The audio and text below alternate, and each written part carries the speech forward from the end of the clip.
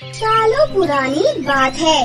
परीलोक की सुंदर सी दुनिया में सिंड्रेला नाम की एक प्यारी सी परी रहती थी। उसे पृथ्वी लोक पर घूमना बहुत अच्छा लगता था, इसलिए वो हर वीकेंड पर पृथ्वी लोक पर जाया करती थी। ऐसे ही एक दिन वो पृथ्वी के पार्क में घूम रही थी कि तभी उसे करण नाम का लड़का दिखाई देता है। उसे देखकर सिंड्रेला परी उसके पास जाती है और उससे दोस्ती करने के लिए कहती है, जिस पर करण भी उसे हाँ कह देता है। फिर वो दोनों दोस्त बन जाते हैं। इस तरह सिंड्रेला परी रोजाना पृथ्वी पर करण से मिलने आने लगी और वो दोनों खूब मस्ती करने लगे। लेकिन धीरे धीरे उनकी दोस्ती प्यार में बदल गई और वो एक दूसरे से बहुत प्यार करने लगे। सिंड्रेला, अब मैं तुम्हारे बगैर और नहीं रह सकता हूँ। चलो अब हम शादी कर लेते हैं। तुम्हारे बगैर मेरा 1 मिनट काटना भी बहुत मुश्किल है। हाँ करण, मैं भी यही सोच रही थी। वैसे भी मुझे पृथ्वी लोक बहुत पसंद है, इसलिए अब मैं अपनी सारी शक्तियाँ त्याग दूंगी और फिर हम यहाँ पर हंसी खुशी से अपनी जिंदगी जिएंगे। इस तरह वो दोनों शादी करने का फैसला करते हैं और कुछ ही दिनों के बाद करण सिंड्रेला परी को अपनी फैमिली से मिलवाता है और सभी को सिंड्रेला परी बहुत पसंद आती है। अरे वाह, हम तो बड़े ही खुशनसीब हैं कि हमारी छोटी बहू एक सुंदर सी परी है। वाह मेरे बेटे, तुम्हारी पसंद तो बहुत अच्छी है। आखिर बेटे किसके हो? इस तरह वो लोग शादी की तारीख तय कर लेते हैं और कुछ ही दिनों के बाद सिंड्रेला परी की शादी करण से हो जाती है। लेकिन अब सिंड्रेला परी के पास उसकी जादुई शक्तियाँ नहीं थीं, क्योंकि उसने अपनी सारी शक्तियाँ त्याग दी थी और अब वो सिर्फ अपने करण की सिंड्रेला थी। फिर शादी की पहली सुबह। छोटी बहू, आज तेरी पहली रसोई है, इसलिए आज तू अकेले ही सबका खाना बनाएगी। जा बड़ी बहू, उसे रसोई में सब सामान बता दे, क्या कहाँ रखा हुआ है। जी माँ जी।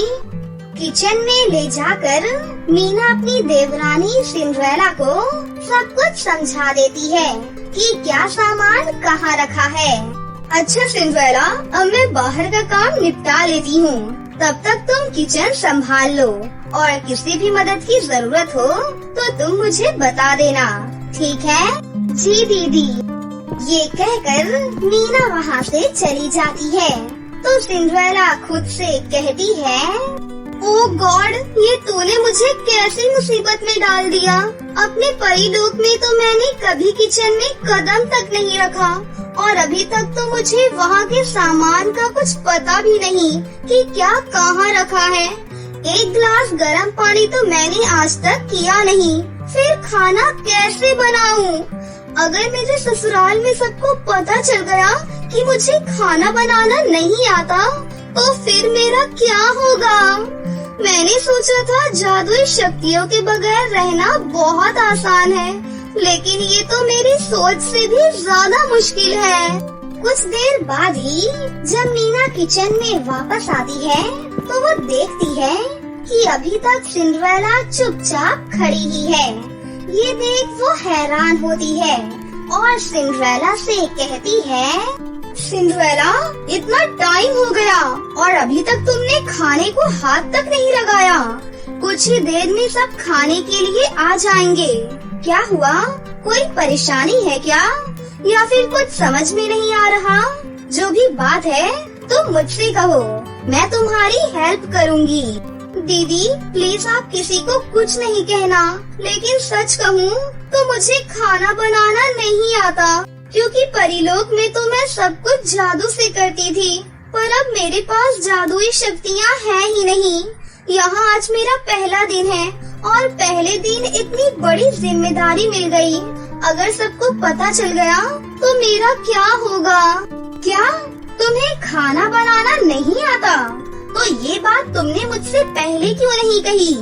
अच्छा चलो, मैं खाना बना देती हूँ। तुम बस साथ में मेरी हेल्प के लिए खड़ी रहो, किसी को कुछ भी पता नहीं चलेगा। फिर मीना सबके लिए खाना बनाकर तैयार कर देती है और अपनी देवरानी की हेल्प करती है। फिर वो दोनों सबको खाना परोसती हैं। वाह बहू, तुम्हारे हाथों में भी बिल्कुल बड़ी बहू के हाथों जैसा ही स्वाद है। हमारी मीना बहू भी बिल्कुल ऐसा ही स्वादिष्ट खाना बनाती है। अब तो कभी मीना खाना बनाएगी भी ना तो हमें पता ही नहीं चलेगा कि आखिर खाना बनाया किसने है। बिल्कुल सही कहा आपने माँ। सिंड्रेला, ये लो तुम्हारा शगुन, खुश रहो। थैंक यू भैया। सिंड्रेला किचन में जाकर अपनी जेठानी के गले लग जाती है और उसे धन्यवाद देती है। ऐसे ही कुछ दिन बीत जाते हैं, लेकिन अभी भी मीना ही सबके लिए खाना बनाती थी।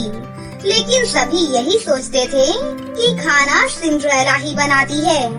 एक रोज उनकी सास अपनी बड़ी बहू मीना से कहती है, बड़ी बहू, मैं देख रही हूँ जब से सिंड्रेला बहू आई है तू तो महारानी ही बनती जा रही है। वो बेचारी घर का काम काज भी करे और खाना भी बनाए, और एक तू है जो बस गप्पे ही मारती रहती है। अरे थोड़ी बहुत अपनी सास की सेवा भी कर लिया कर। माँ जी, आप मुझे बताइए आपको क्या चाहिए? अरे तू चुप रहे छोटी बहू, तू वैसे भी सारा काम करके थक जाती होगी। बड़ी बहू, तू चल मेरे साथ और मेरे सर की थोड़ी मालिश कर दे। जी सासू माँ। सिंड्रेला, कुछ देर में गैस बंद कर देना, खाना पक जाएगा। अरे तू तो उसे ऐसे बता रही है जैसे उसे खाना बनाना आता ही ना हो। अरे उसे सब समझ है। चल अब तू मेरे साथ। कुछ देर के बाद मीना पानी पीने के बहाने रसोई में आती है और खाना पक चुका है ये देखकर गैस बंद कर देती है। इस तरह वो अपनी देवरानी की फिर से मदद कर देती है। ऐसे ही कई दिन बीत गए। फिर एक रोज उनके घर उनकी सास की ननद यानी कि उनकी बुआ सास आती है। सिंड्रेला बहू, जल्दी से अपनी बुआ सास के लिए कुछ मीठा बनाकर ले आ। मीठा? और मैं अब क्या करूं? दीदी तो मार्केट गई हुई है और अब तक तो मैं सिर्फ दाल चावल ही बनाना सीख पाई हूँ। अब मैं क्या करूँ? अच्छा सुन बहू, सूजी का हलवा ही बना ले। तेरी बुआ सास को वो बड़ा पसंद है। जी माँ जी।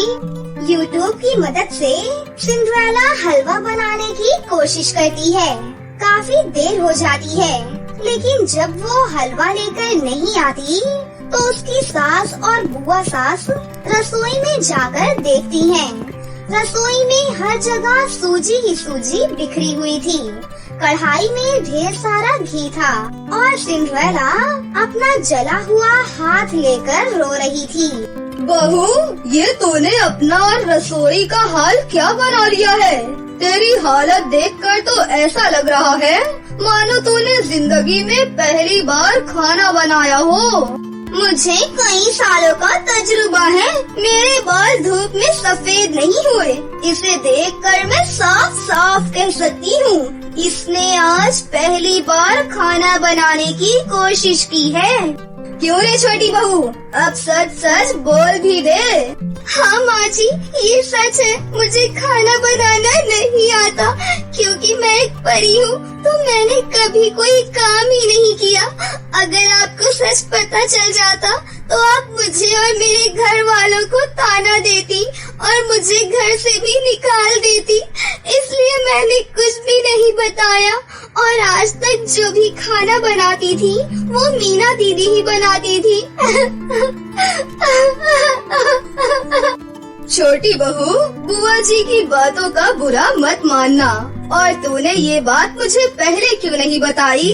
और मैं भी ना बिल्कुल भुलक्कड़ हूँ। कैसे भूल गई थी कि मेरी छोटी बहू एक सुंदर सी परी है। तो उस बेचारी ने खाना तो कभी बनाया नहीं होगा। अरे खाना बनाना नहीं आता तो क्या हुआ, सीख जाएगी। अब रोना बंद कर। ना तो मैं तुझे कुछ कहूँगी और ना ही बड़ी बहू को। चल अब मैं तेरे हाथों पर दवाई लगा देती हूँ। अपनी सास का प्यार देखकर सिंड्रेला अपनी सास के गले लग जाती है और धीरे धीरे वो सब खाना बनाना सीख जाती है। और कुछ महीने बाद अब अकेले ही वो अपने हाथों से सभी लोगों के लिए खाना बनाकर उन्हें परोसती भी है। और जब बुआ सास फिर से उनके घर आती हैं, तो वो बड़ा ही स्वादिष्ट सूजी का हलवा बनाकर उन्हें खिलाती है। ये कहानी भोपाल के एक छोटे से गांव में रहने वाली कोमल नाम की एक औरत की है। उसके साथ उसकी 9 साल की बेटी प्रिया और पति माधव भी रहता था। कोमल को कैंसर की बीमारी थी, जिसकी वजह से वो हमेशा बीमार ही रहती थी। एक दिन की बात है, कोमल की हालत बहुत ज्यादा गंभीर हो जाती है और वो अपने पति और बेटी को छोड़कर इस दुनिया से चली जाती है। जिसके बाद माधव हमेशा प्रिया की परवरिश के लिए परेशान रहता था, क्योंकि कोमल के जाने के बाद प्रिया हमेशा बस रोती ही रहती थी। इसीलिए प्रिया की देखभाल के लिए प्रिया की मौसी, जिनका नाम अनुराधा होता है, उससे वो शादी करता है। लेकिन 2 महीने बाद ही एक भयानक बीमारी की वजह से प्रिया के पिता भी प्रिया को छोड़कर चले जाते हैं। अब प्रिया बिल्कुल अकेली हो जाती है और उसकी सौतेली माँ उस पर बहुत ज्यादा अत्याचार करती है।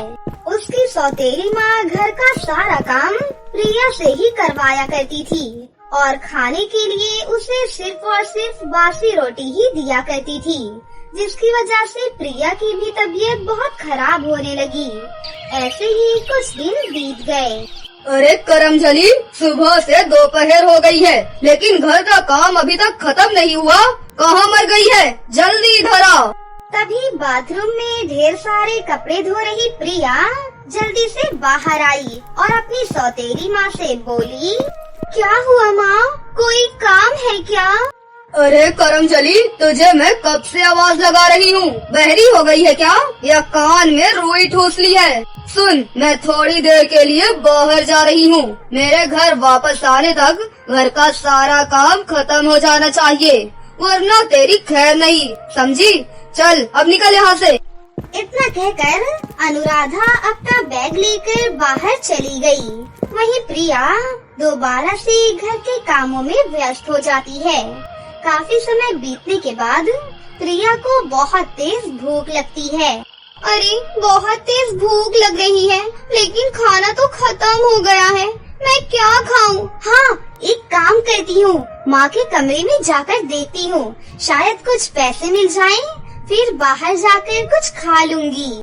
जैसे ही प्रिया अपने सौतेली माँ के कमरे में जाती है, तो उसे सामने तकिए के नीचे कुछ पैसे दिखाई देते हैं।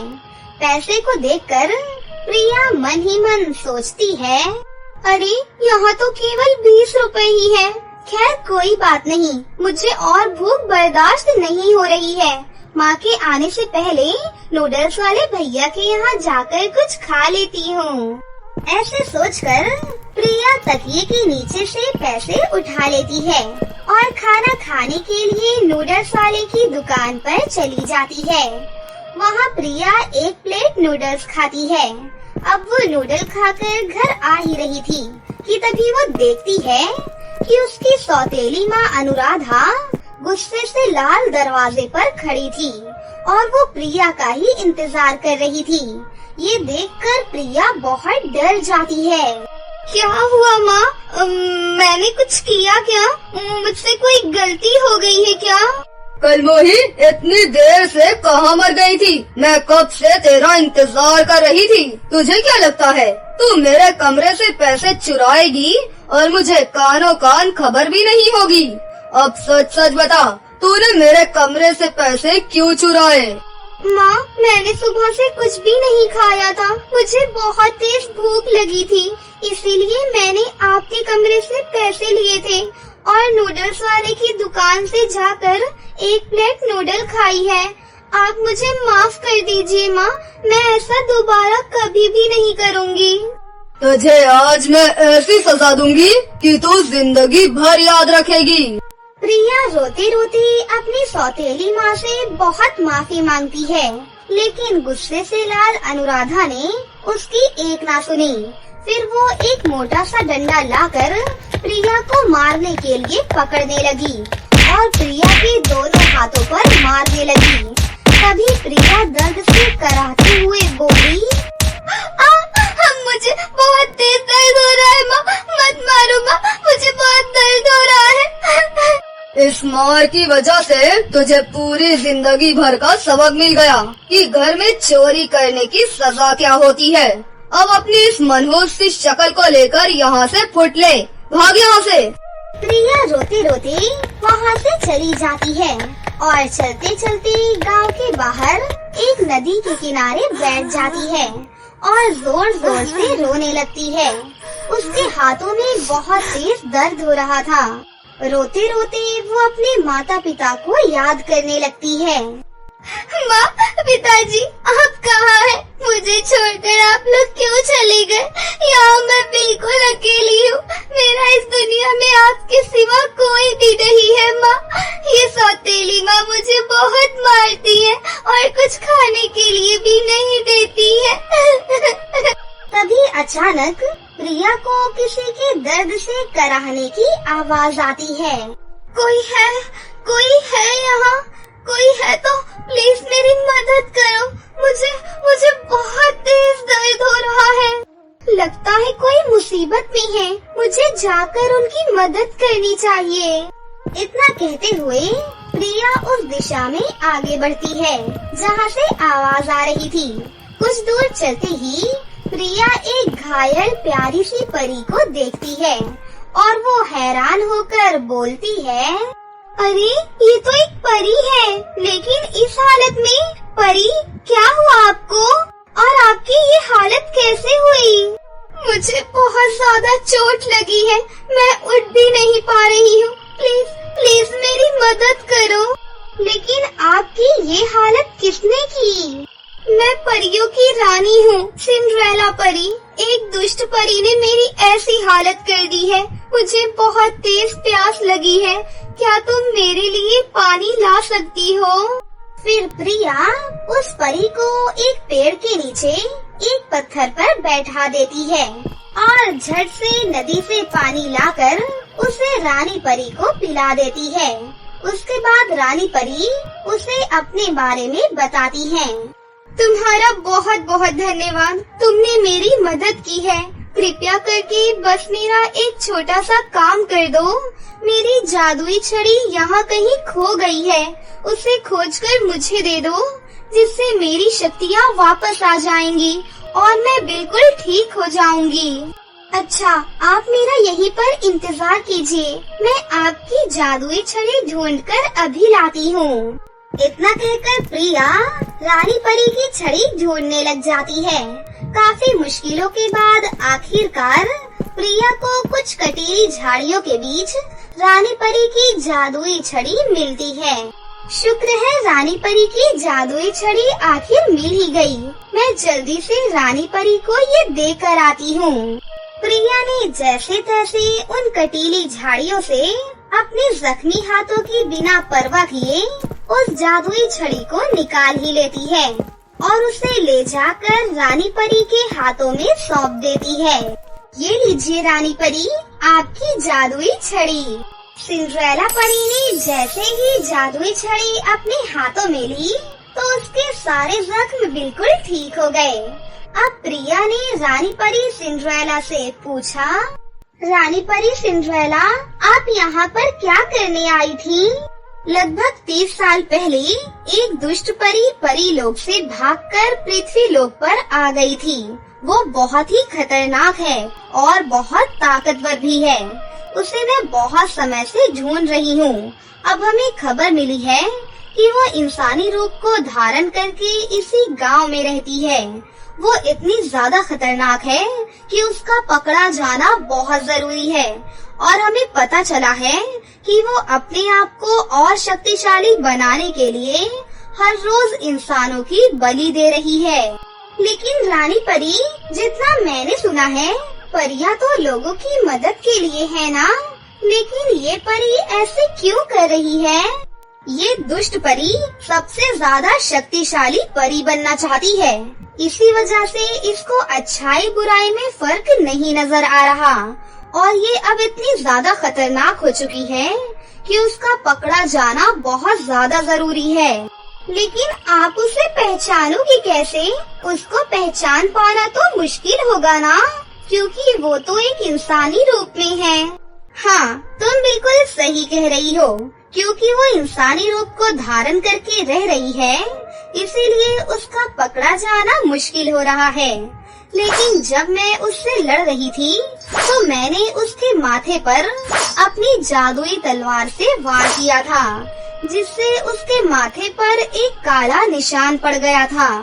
अगर वो कभी भी मेरे सामने आएगी तो मैं उस काले निशान से उसे पहचान लूंगी।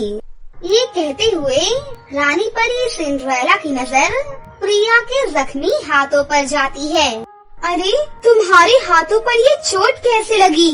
रुको, मैं अभी तुम्हारे हाथों को ठीक कर देती हूँ।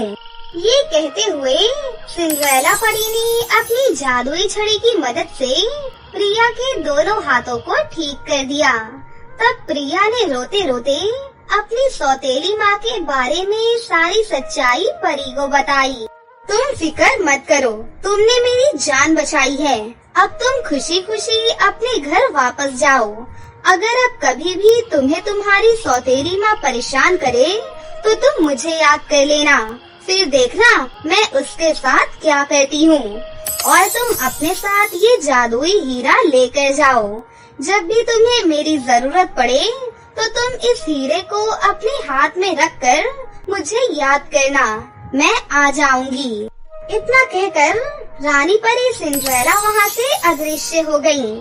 फिर प्रिया उस हीरे को लेकर अपने घर वापस चली गई।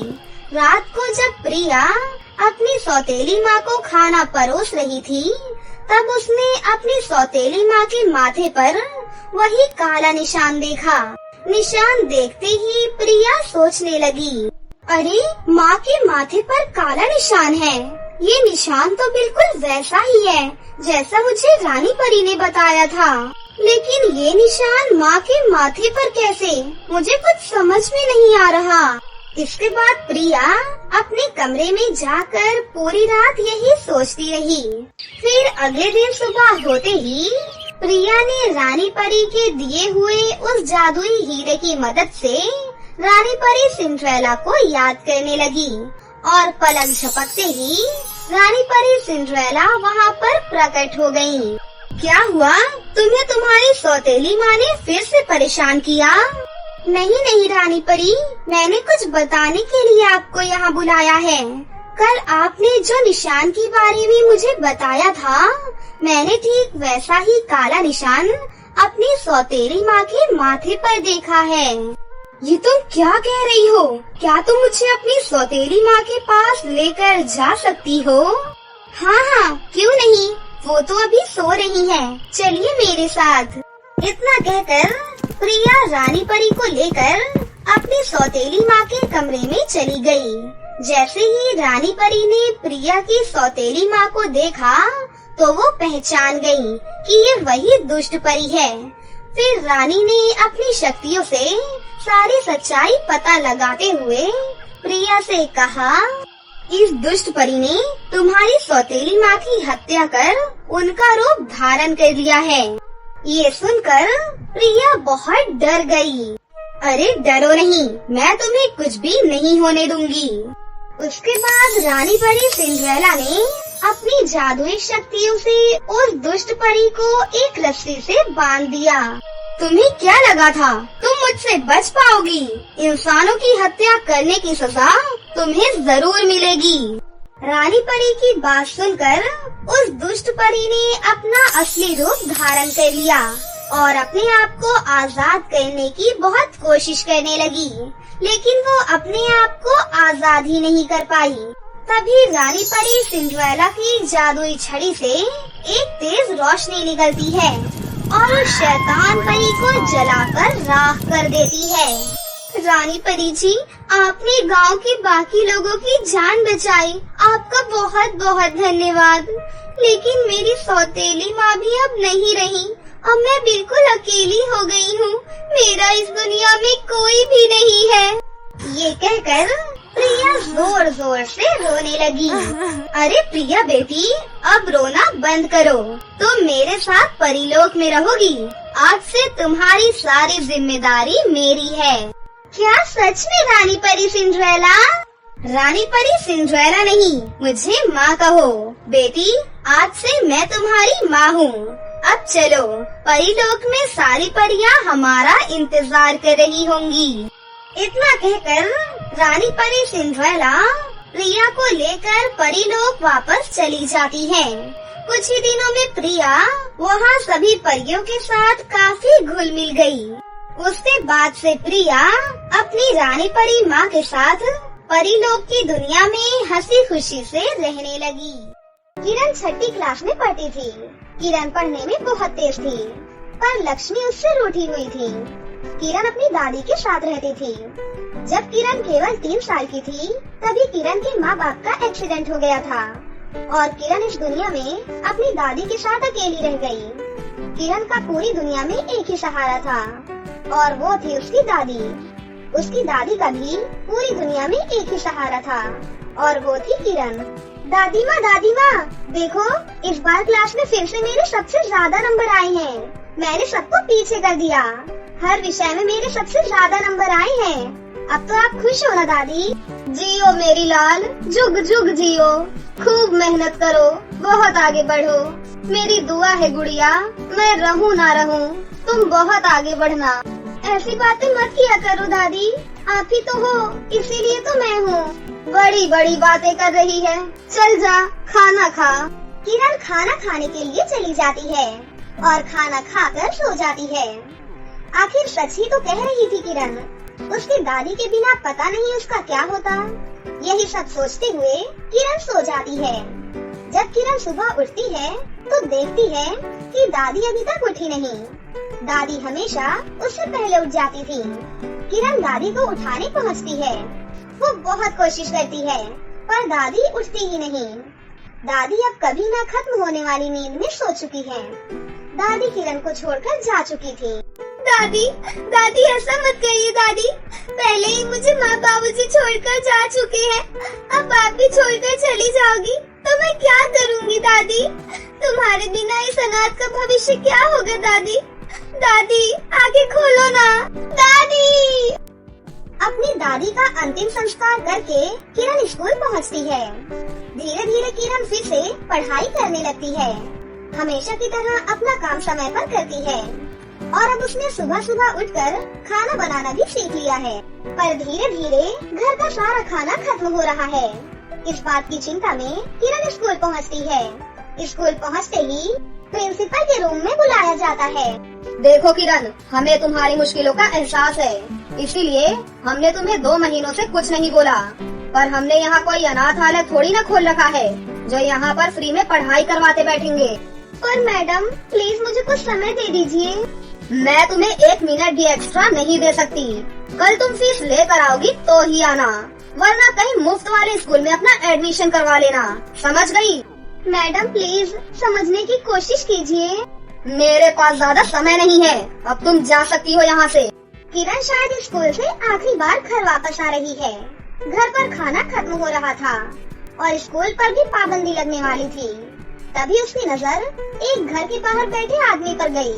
उसने थोड़ी हिम्मत करके उस आदमी से पूछा, भैया जी आप बुरा न माने तो मैं आपसे एक बात पूछूं? हाँ पूछो गुड़िया, क्या पूछना है?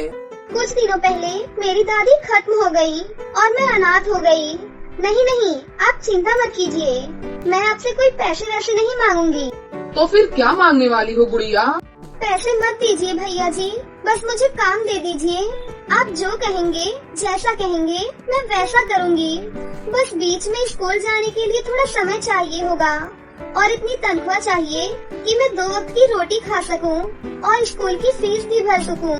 वाह बच्ची वाह, बड़ी स्वाभिमान वाली हो तुम। कोई बात नहीं, तुम मेरे घर पर झाड़ू पोछे का काम करो, तुम्हारे पैसों का इंतजाम हो जाएगा। और तुम कहो तो मैं तुम्हें एडवांस भी दे सकता हूँ, ताकि तुम अपने स्कूल में फीस दे सको। और अगले महीने की तनख्वाह नहीं आती है तो तुम यहीं पर खा भी लेना। आपका बहुत बहुत धन्यवाद भैया। किरण अब उस आदमी के घर पर झाड़ू पोछे का काम करने लगती है। धीरे धीरे उसकी ट्रेन पटरी पर आ जाती है। वो पढ़ाई में भी पहले के जैसा प्रदर्शन करने लगती है और अब उसे ना घर के खाने पीने की चिंता है और ना ही स्कूल की फीस की। प्रिंसिपल की किरण पर अभी भी कड़ी नजर है। प्रिंसिपल चाहती थी कि कैसे भी वो किरण को स्कूल से बाहर निकाल दे, ताकि उसकी जगह पर अपने एक रिश्तेदार को स्कूल में सीट दे सके। मैंने सुना है तुमने फीस भर दी है और ये भी सुना कि अब तुम्हारी आर्थिक स्थिति भी बेहतर है। जी मैडम, आपकी दुआ से सब कुछ ठीक है। अच्छी बात है, पर ये सब तुमने कैसे किया? मैडम, जिस दिन आपने कहा था उसी दिन मैंने देखा पीछे की रोड पर एक भैया रहते हैं। उनके घर पर मैंने झाड़ू पोछे का काम करना शुरू कर दिया। उसी से अब अपना घर चलाती हूँ और स्कूल की फीस भी भरती हूँ। अच्छा, तुम्हारी उम्र कितनी है? 13 साल मैडम। अच्छा, तुम 14 साल की नहीं हुई हो, है ना? ठीक है, जाओ। किरण के जाने के तुरंत बाद प्रिंसिपल उस आदमी के घर पर पहुंच जाती है। किरण तुम्हारे यहाँ काम करती है? जी मैडम, बोलिए, कोई दिक्कत है क्या? दिक्कत तो तुम्हें होगी। तुम्हें पता है 14 साल से कम उम्र के बच्चों से काम कराना गैर कानूनी है। मैं अभी पुलिस स्टेशन जाती हूँ, पुलिस आएगी तब तुम्हें पता चलेगा। प्रिंसिपल धमकी देकर वहाँ से चली जाती है। जब किरण वापस आती है तो वो भैया उसे काम से निकाल देते हैं। आखिर वो भैया भी क्या करते, उसके पास भी कोई चारा नहीं था। किरण पर एक बार फिर से संकट के बादल छा जाते हैं। किरण फिर अगले दिन हिम्मत करके स्कूल पहुंचती है। किरण अपनी सहेली हिना को सारी बातें बताती है। किरण को अब कोई उम्मीद नहीं रह गई थी। उसके पास स्कूल छोड़ने के अलावा कोई रास्ता नहीं रहा। तभी हिना उसे एक सॉल्यूशन बताती है। देख, रोने धोने से कुछ नहीं होगा, हम भी तो बहुत गरीब हैं। अगर तू बोल तो मैं अपने मम्मी पापा से तेरे रहने का इंतजाम करवा देती हूँ, वरना तू खुद ही अपना इंतजाम कर ले। मुझे समझ में ही नहीं आ रहा यार कि अब मैं क्या करूँ। मैं बताती हूँ तुम्हें क्या करना चाहिए। तुम सबसे पहले मेरे सवाल का जवाब दो। तुम पढ़ाई में अच्छी हो या नहीं? तुम तो जानती ही हो मैं कितने सालों से लगातार फर्स्ट आ रही हूँ। अच्छा ये बताओ, हमको कौन पढ़ाता है? हमको तो क्लास में कुछ नहीं समझ में आता। ऐसी कौन सी लड़की है जो हमारी मदद करती है? मैं ही करती हूँ, और कौन करता है? अरे तो भैया तुम पढ़ाओ हमको, और हम अपने साथ कुछ और लड़कों को लेकर आएंगे। तुम उनको भी पढ़ा देना। तुम्हें ट्यूशन फीस से इतने पैसे मिल जाएंगे कि तुम्हारा काम भी चल जाएगा और दूसरों बच्चों का भला भी हो जाएगा। कहो, मेरी ये बात तुम्हें कैसी लगी? तुम्हारी बात मुझे सही लगी। तुम्हारा बहुत एहसान रहेगा। एहसान की छोड़ो यार, बस तुम मुझे इस साल पास करवा दो। किरण अपने घर पर स्कूल के बाद अपनी ही क्लास और अपनी क्लास के नीचे के बच्चों को पढ़ाने लगती है। ऐसा करने से न सिर्फ किरण की आर्थिक समस्या दूर हो जाती है, बल्कि किरण का अपना एक व्यवसाय चालू हो जाता है, जो उसकी तब तक मदद करेगा जब तक उसे पढ़ाई करनी है। कहते हैं ना कि अनाथ के ऊपर भी कोई है जो उसकी चिंता करता है। कहते हैं ना, जो अनाथ होता है उसका नाथ ऊपर वाला होता है, पर नीचे वालों को भी हिम्मत करनी होती है। किरण ने हिम्मत और मेहनत नहीं छोड़ी और अपनी परेशानियों से छुटकारा पाया। तो दोस्तों, कैसी लगी आपको हमारी ये कहानी? अगर आपको हमारी कहानी अच्छी लगी हो तो इसे जरूर लाइक करें, साथ ही हमारे चैनल को सब्सक्राइब भी कर लें और बेल आइकन को दबाना ना भूलें। मिलते हैं अगली वीडियो में। धन्यवाद।